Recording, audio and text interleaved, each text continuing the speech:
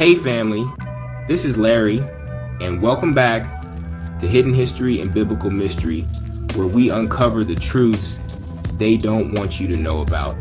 For those just joining us, make sure you hit that subscribe button and turn on notifications so you don't miss any of these revelations we're bringing to light.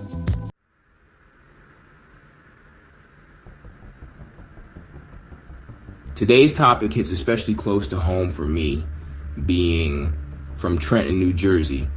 Right here in my backyard, we're witnessing something that the mainstream media can't explain away, something that's got the government scrambling to control the narrative.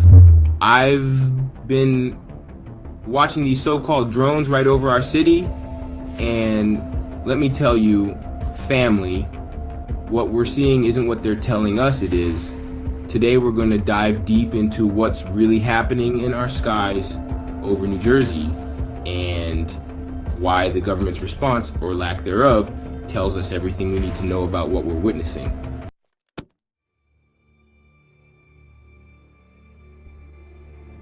To understand the present, we must look at the past. History often teaches us lessons that those in power prefer we forget. Let's go back to February 1942. To the event known as the Battle of Los Angeles. In the early hours of February 25th, the military fired over 1,400 anti-aircraft shells at what they believed was a Japanese aircraft, but not a single shell hit its target. The object, whatever it was, hovered there, unaffected by the artillery fire. This incident was so significant, it inspired H.G. Wells' War of the Worlds. Now, fast forward to today over New Jersey, we're seeing these so-called drones that the military can't or won't address. Isn't that odd? This is the same military that developed advanced systems to detect and neutralize drones, the same military that would shoot down any unauthorized aircraft in their airspace. Yet, they tell us these unknown objects in our restricted airspace, don't worry, they pose no threat. So why aren't they taking action?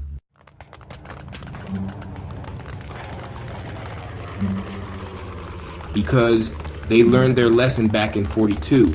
They learned what Admiral Richard E. Byrd discovered during Operation High Jump. Now, most of you probably haven't heard about this because they've done everything they can to bury this truth. Admiral Byrd, after his expedition to Antarctica, made some remarkable statements that the government quickly tried to suppress. In his personal journal, later published after his death, he wrote about encountering craft that could travel from pole to pole with incredible speed. He spoke of technologies far beyond anything we possessed.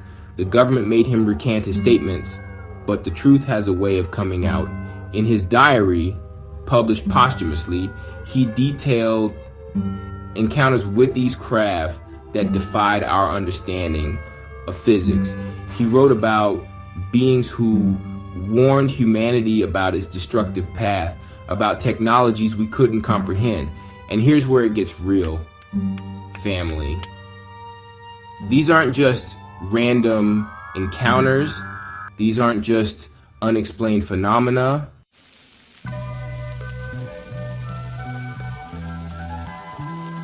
What we're seeing now, these drones over New Jersey, these are the chariots described in Ezekiel, the same chariots that appeared to our ancestors, the same divine vehicles that have been monitoring and intervening in human affairs throughout history.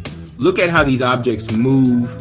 They don't follow the laws of aerodynamics as we understand them. They can stop instantly, make right-angle turns, appear and disappear at will, just like the wheels within wheels that Ezekiel described. And just like in Ezekiel's time, they're appearing now for a purpose.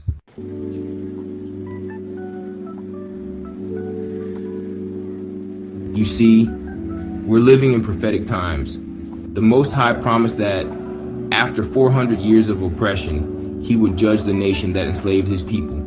Deuteronomy chapter 30, verses 3-4 tells us, "Then the Lord your God will restore your fortunes and have compassion on you and gather you again from all the nations where he scattered you. Even if you have been banished to the most distant land under the heavens, from there the Lord your God will gather you and bring you back. This land, America, is the promised land, not that strip of land they created in 1948 to deceive the world. The real promised land is right here, where our ancestors held in and bought and sold, enduring centuries of oppression.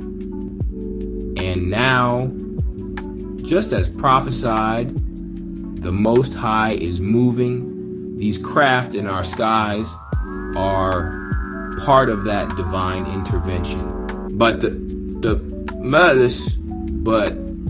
there's another layer to this, family, another piece of the puzzle that connects these events to a larger pattern, a pattern woven through the very fabric of America's history. Because these chariots, these divine vehicles, they've been appearing for centuries, often during times of great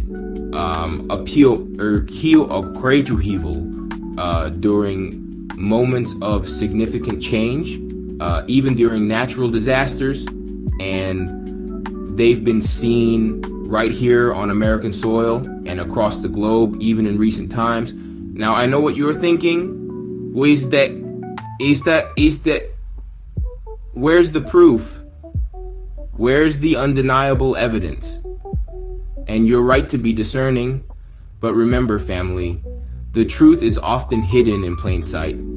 It's in the stories whispered through generations, in the accounts dismissed by the mainstream, in the anomalies they can't explain away. 1906 San Francisco earthquake. Survivors reported seeing airships hovering over the devastated city. Airships, family, in 1906, or something more advanced, something beyond our understanding? Were they there to observe, to help, or perhaps to bear witness to the unfolding events? 1942, Battle of Los Angeles. The military fired over 1,400 anti-aircraft shells at an unidentified object that hovered over the city, unfazed by the barrage. Was it a Japanese aircraft, as they claimed, or something far more extraordinary?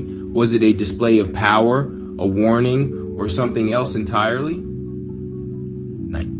60s. Multiple nuclear bases. Reports emerged of UFOs hovering over and even temporarily disabling nuclear missiles at military bases across America. Malmstrom Air Force Base, Minot Air Force Base. These are just a few examples. Why would these craft be interested in our weapons? Are they guardians preventing a catastrophe? Or are they delivering a message, a demonstration of superior power, a reminder that humanity's destructive tendencies are being closely watched? 1980, Mount St. Helens. Just before the eruption, witnesses reported a silver disc hovering near the volcano. A coincidence or a sign of something more? Were they drawn to the immense energy release, or were they there to observe the consequences of a planet in turmoil? 2010 Haiti. Amidst the devastation of the earthquake, strange lights appeared in the sky. Were these just rescue flares, or something more extraordinary? Were they there to offer aid, or to bear witness to the suffering? 2017 Hurricane Harvey. A dark, swirling shape in the hurricane's eye sparked debate. Was it a natural phenomenon or something observing the storm's fury? A force of nature or a supernatural presence observing the consequences of our actions? 2024 Cyclone Freddy, Malawi. During the devastating cyclone that ravaged parts of Africa, locals reported seeing strange lights and objects in the sky, unlike anything they'd witnessed before.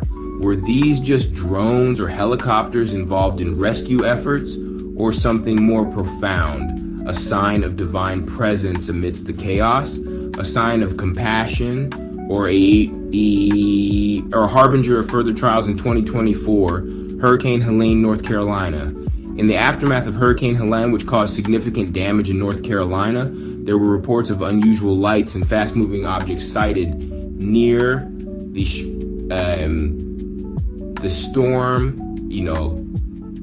path.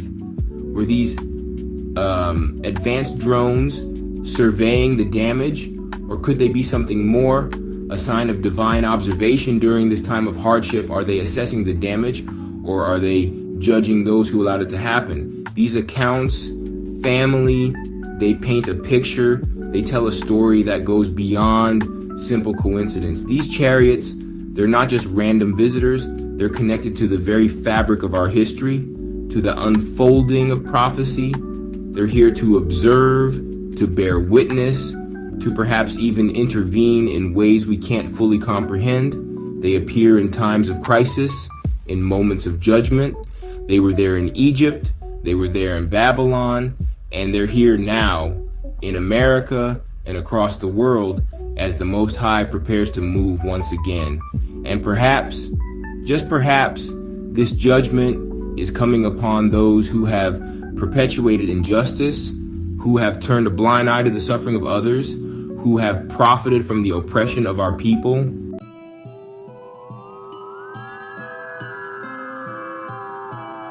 Think about it. Why are these objects appearing now in these specific locations? Why is the government, with all its military might, standing down? Because they can't stop what's coming. Just like Pharaoh couldn't stop the Exodus, just like Babylon couldn't prevent its fall, the powers that be today can't prevent what's about to unfold. These drones they're seeing, they're the same type of craft that disabled nuclear weapons at military bases in the 1960s. Yes, that really happened. It's documented. They're the same type of craft that our military has been encountering since World War II.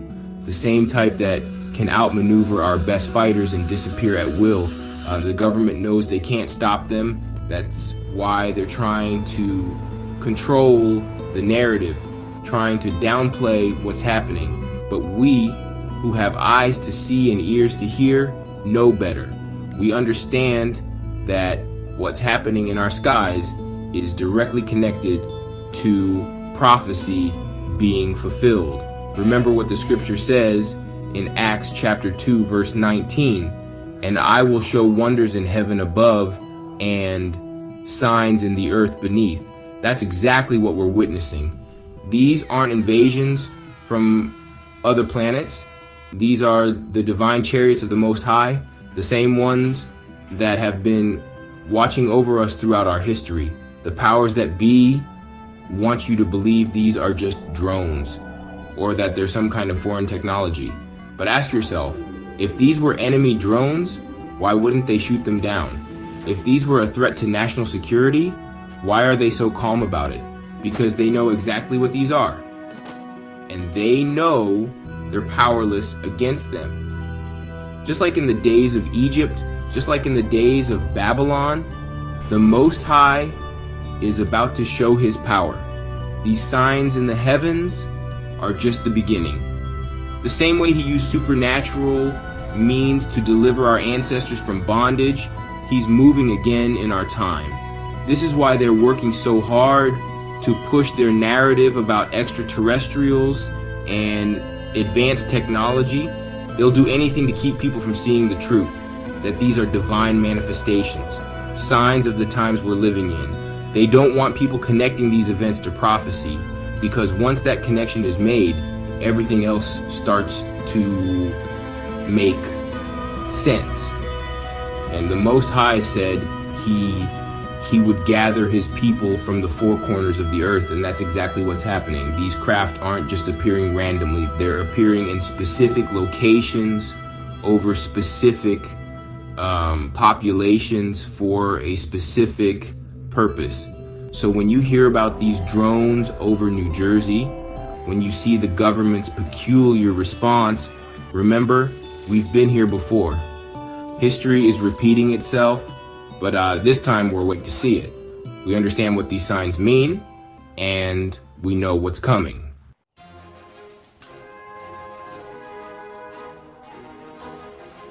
Stay woke, family.